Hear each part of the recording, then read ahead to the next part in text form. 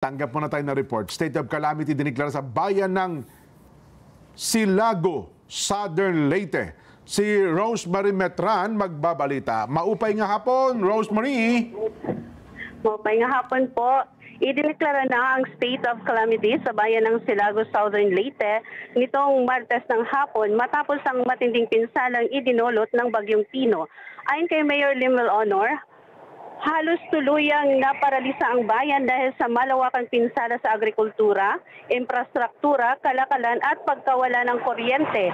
Sa kabila nito, tiniyak ng alkalde na zero casualty ang kanilang naitala, bunga ng maayos na Disaster Risk Reduction Plan ng LGU. Sa loob ng 3 oras na pananalasa ng bagyo, naging isolated ang Silago matapos maging di madaanan ang mga pangunahing kalsada. Ngunit pasado tanghali ng Martes, agad na nagsagawa ng clearing operations sa Abuyog, Silago at Hinunangan, Silago roads upang muling mabuksan ang daan para sa mga tulong. Hanggang ngayon wala pa rin kuryente, signal at may problema sa supply ng tubig ang bayan.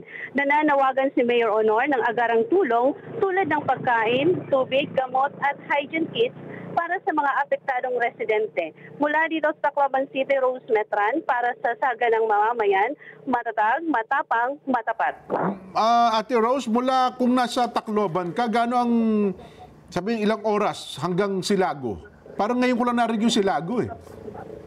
Silago, Southern Leyte. After po siya ng Abuyo, kung mula Tacloban tayo, siguro nasa mga 3 hours yata.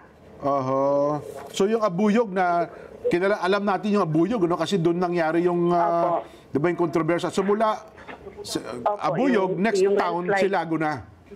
Opo. So parang ano sila ngayon, isolated ngayon ang Silago, nagbagsakan ng mga puno.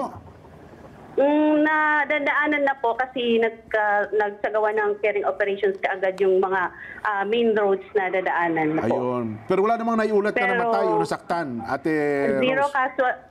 Zero casualty po sila ngayon. Pero sabi nga, nasa survivor mode sila kasi problema nila yung supply ng tubig.